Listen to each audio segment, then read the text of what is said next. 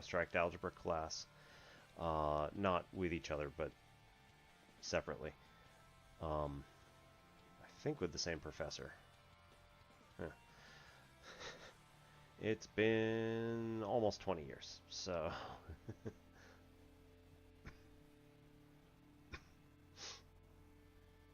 Yeah, I got you.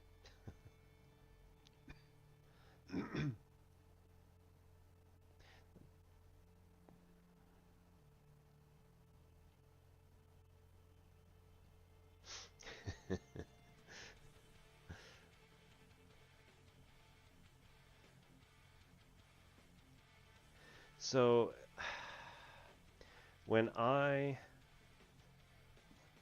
was given that one, you know, the a cubed plus b cubed plus c cubed equals 2021.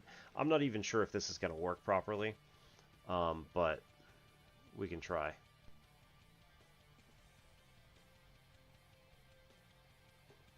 All right, so the sum of three positive integers being cubed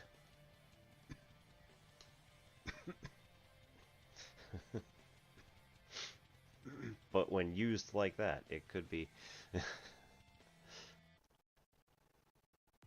yeah. Anyway, so this was extremely. I didn't like the way that I saw this when I saw the answer for how this should be done. I was unsatisfied.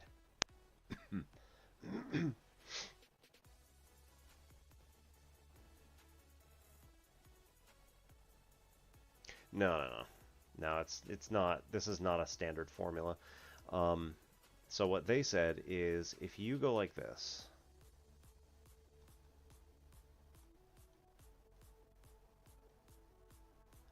and say C, let's let C be as high a number as we can possibly make it. So the cube root of 2021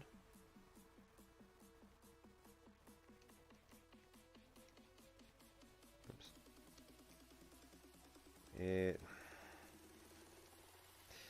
is 12.64. So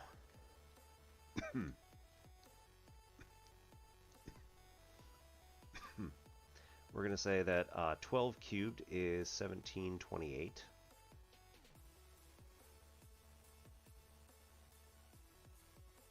And then 11 cubed is 1331. Oh, right, yeah. And 10 cubed is 1,000. We'll do one more. So 9 cubed, 720. Yeah, 729.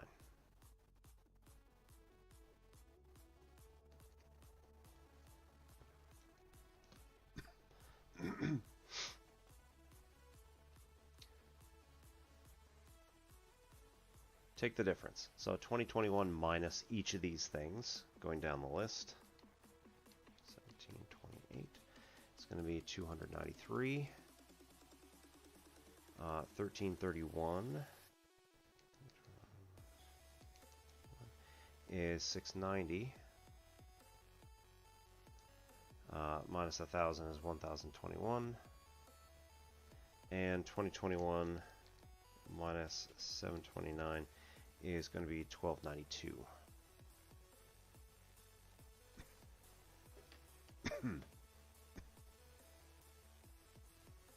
So then what you want to do is come up with the rest of the squares that could fill in the gap. So what is going to fill in the gap for 293, 690, 1021, 1292?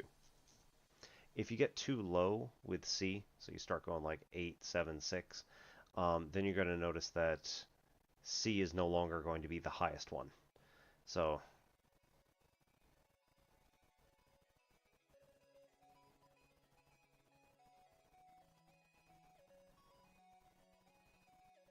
take your pick. C will be greater than A or B. A and it doesn't matter.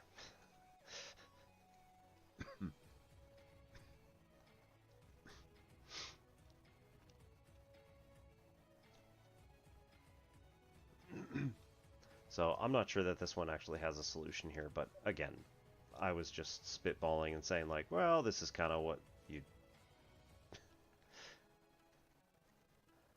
Oh man, I've got a lot of magazines in here too. Yeah, sure, go for it.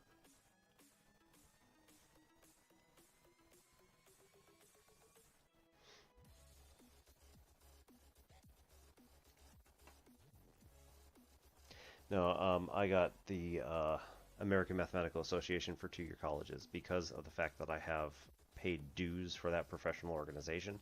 I get their quarterly magazine or something like that. Hmm. Oh.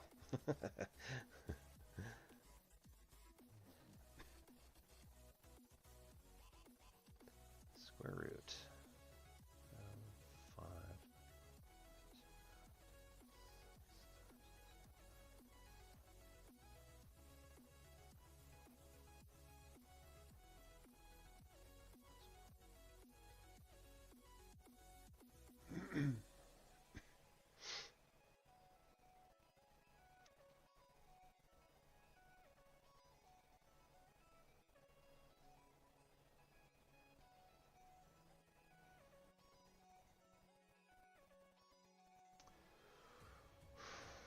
All right.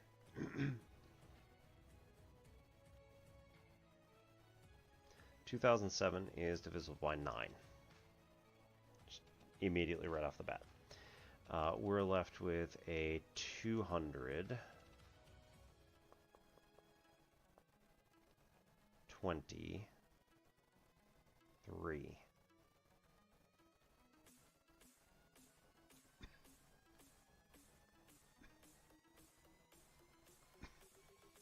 Plus 1 though.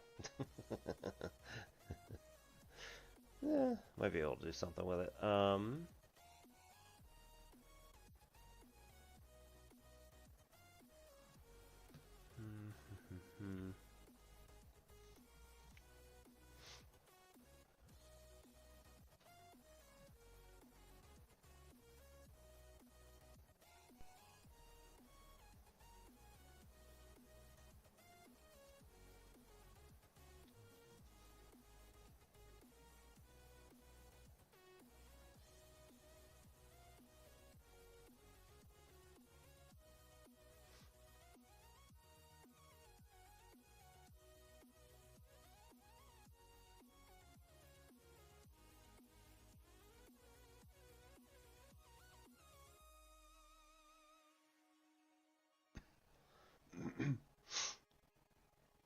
I'm wondering if this is possible for any 4 consecutive numbers, not just those 4 consecutive numbers. One of the ways that we could think about it is if you did n times n plus 1 times n plus 2 times n plus 3 plus 1. And say, is this a perfect square?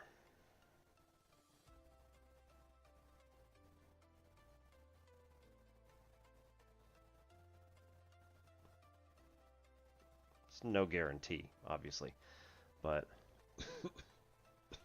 I'm wondering if that's that easy. So we're definitely getting n to the 4th. Alright, if we do...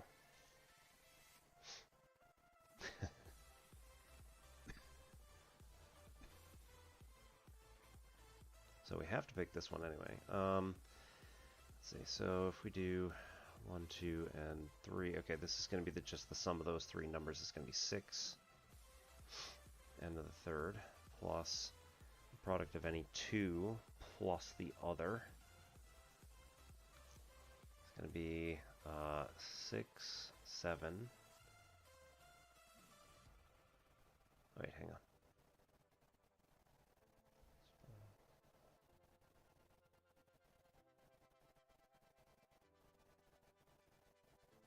no, not plus the other. Product of any 2 in all 3 combinations. So 6 here, 3 there makes 9, 2 there makes 11.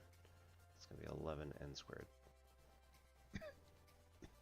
Product of all 3 ends up just being 6n plus 1.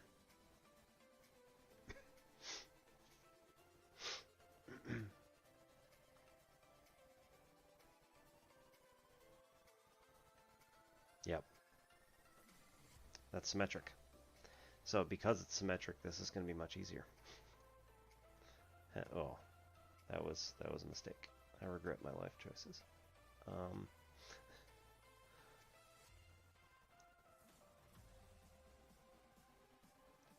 Okay, close enough.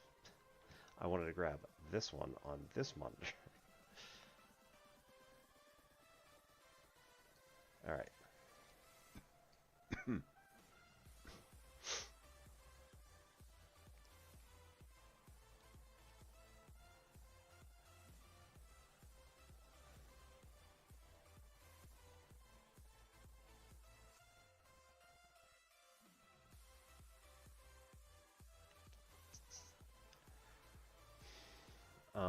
Let's see. So 1, 6, 11, 6, 1. If we make this a -1, try this. This is going to make 1, 5, -5, 6, -6, 0, 0, 1. No, fail.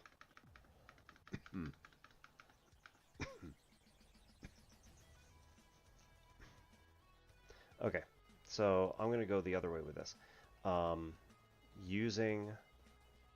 Without using a calculator, right? If I use a calculator, I can find the zeros for this function, no problem, and then say like, okay, it's going to be a perfect square or something.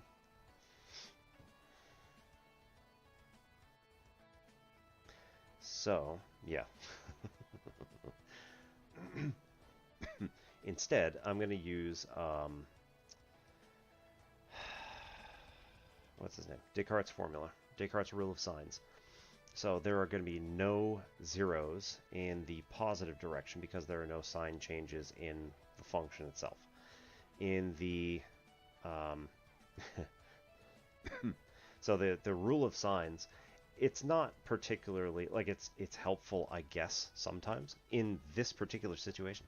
For example, when you're forced to do something without a calculator. Yeah. So the number of sign changes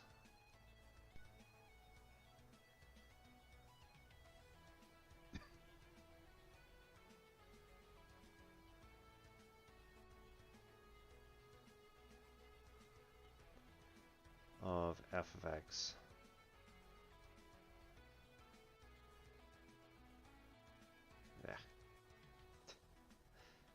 I want this for later. You know what? I should not do that. Yields the max number of positive real zeros.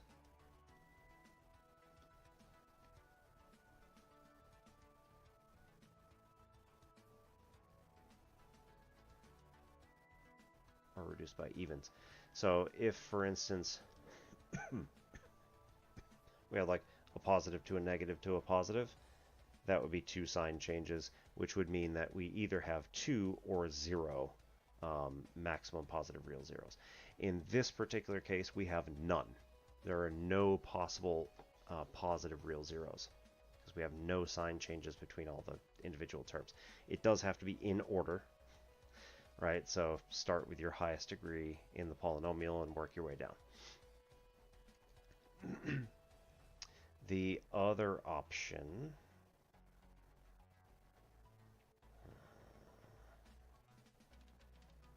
I don't like that. Anyway, the other option is if you look at f of negative x,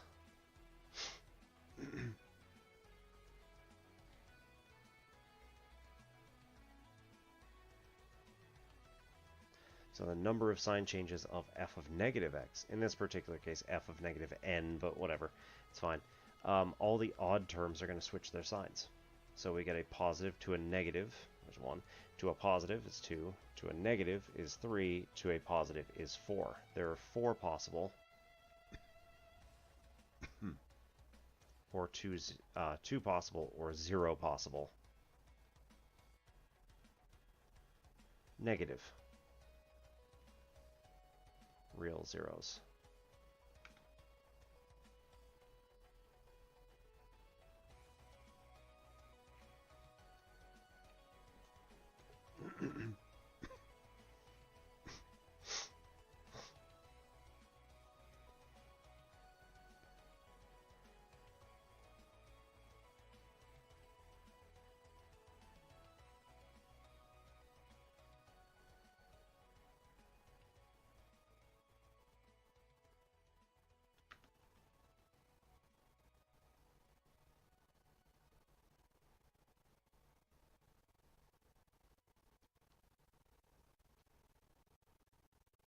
And what I mean by reduced by evens is that, let's say that you have a quartic polynomial like this, and we have zeros which are not positive real or negative real.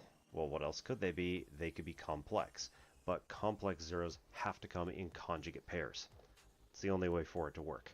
So if they're not in conjugate pairs, you know that there's a problem.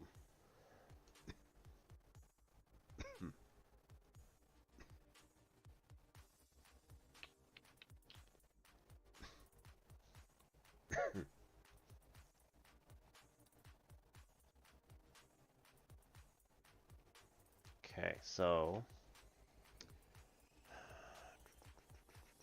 the only possible rational zeros are going to be the factors of the lead coefficient. Nope, sorry, the factors of the constant value divided by the factors of the lead coefficient, and it could be positive or negative. In this case, we know it's negative.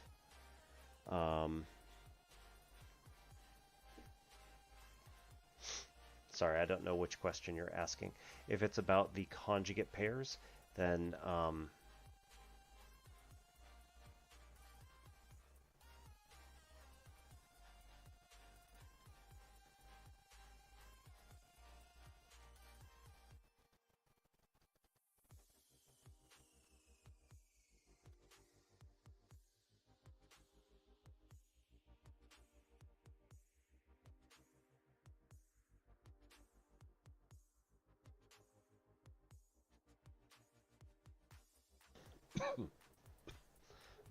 if you're talking about this, the conjugate pairs that I was talking about, if a plus bi is a 0, then a minus bi must also be a 0.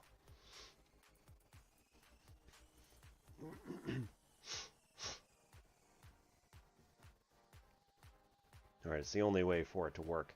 If you don't have that, then there's a bigger problem. If you don't understand that, let me know, because I can explain complex.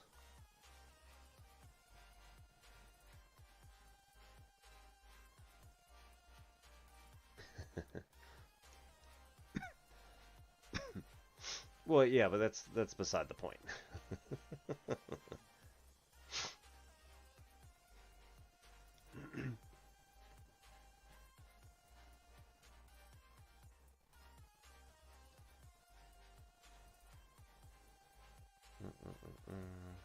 Oh, you know what? Yeah, I screwed something up. Because... oh, no, I didn't. I'm good.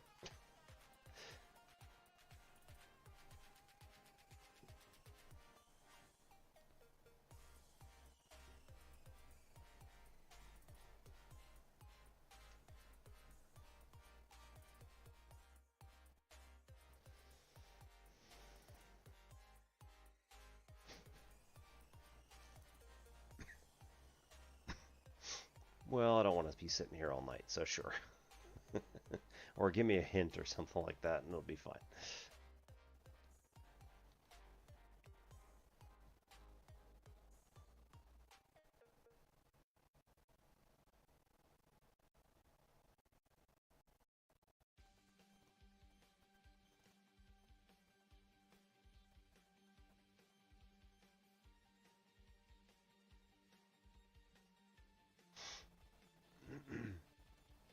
No, yeah, okay.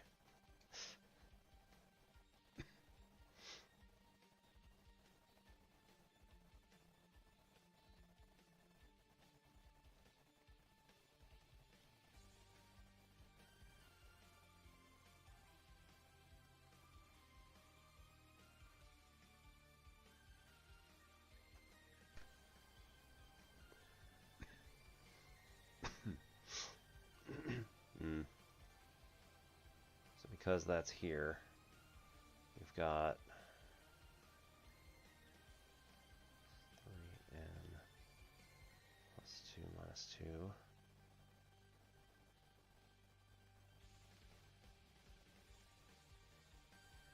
1.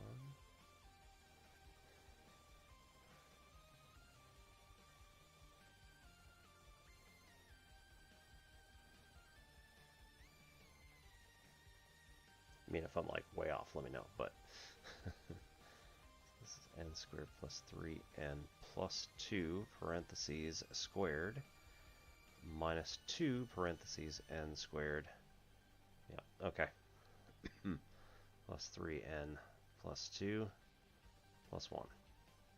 Yep, so x squared minus 2x plus 1 ends up being x minus 1 squared.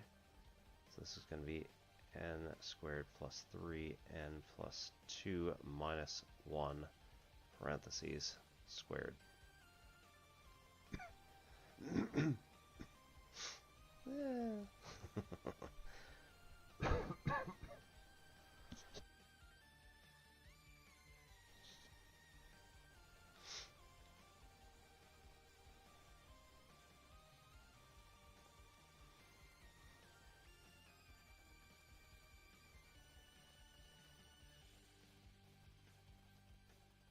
Yeah, okay.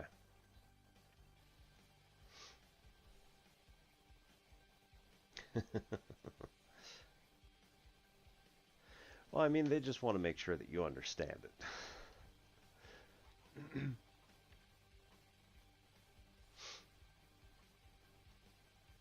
Of course, the problem that most countries have at this point is that it's just almost entirely like trying to slog, trying to get you through understanding how to just manipulate things, but that's not really...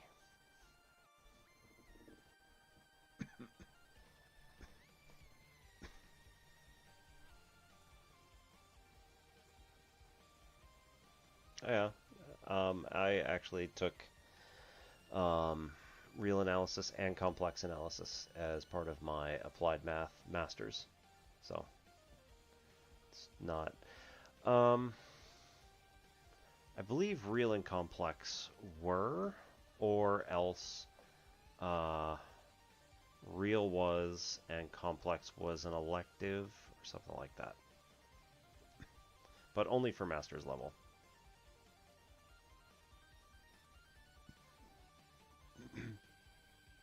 I think for me it was a senior level class, so 4th year. Or you could take it as your first year in masters. But yeah, we don't require it.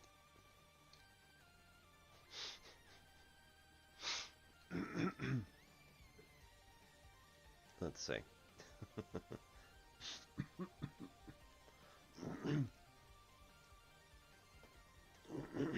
So yeah, we did not require it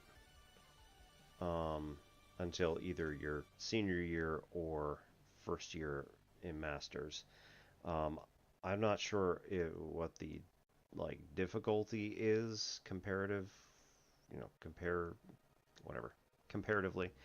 I would assume it's roughly the same, but who knows? They could make it a lot easier for like 2nd year students instead of 4th year students, or you guys could just be doing a lot harder stuff. So also would not surprise me.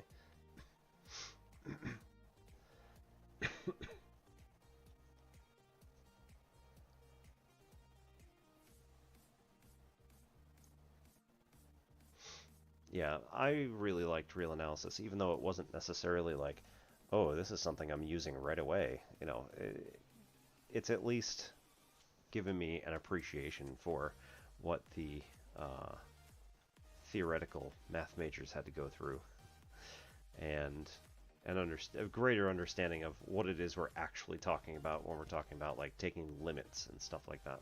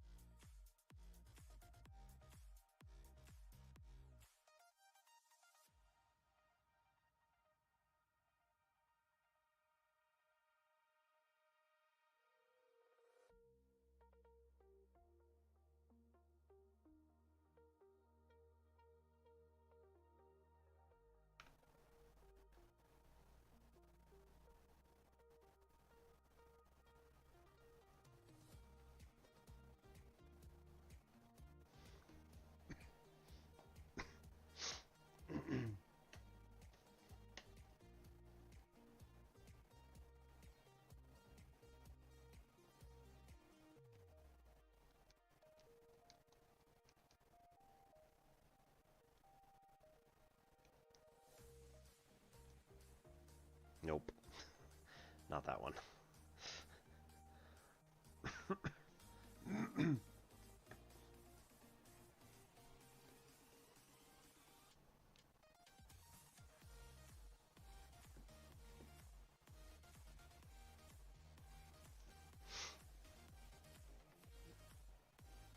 Well, topology is going to be a lot more useful, I think, in the future because we're going to have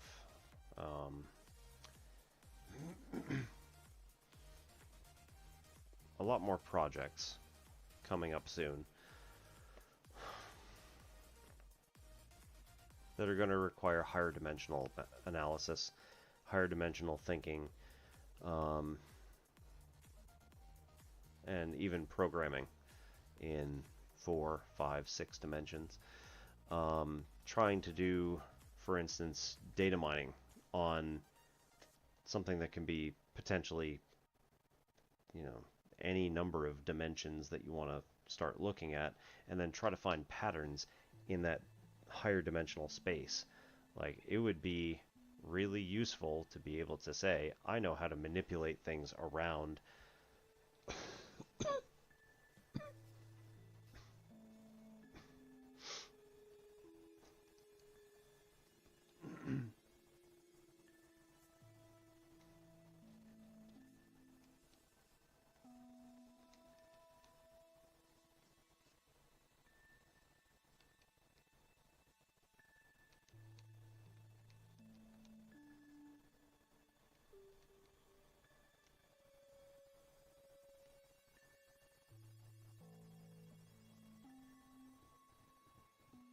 oh, right.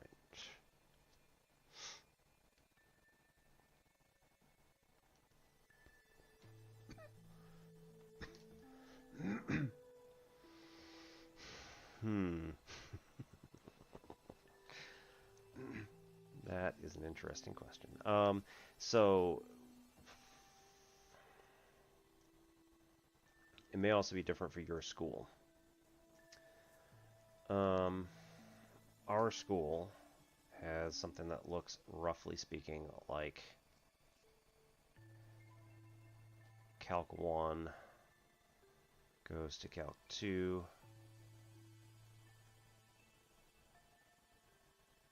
goes to all of your different stuff. So Calc 3, linear algebra,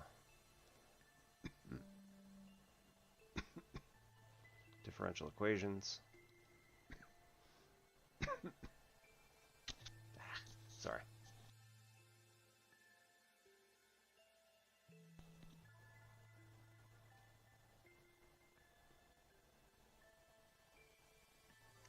I think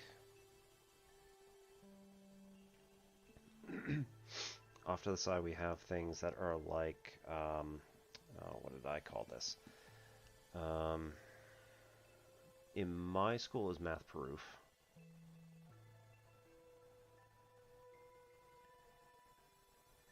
In my school now, what do we call it? This is, it's not abstract.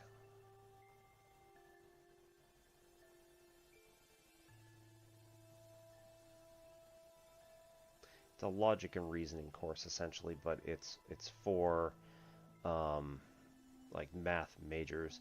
Sometimes are discrete, yeah.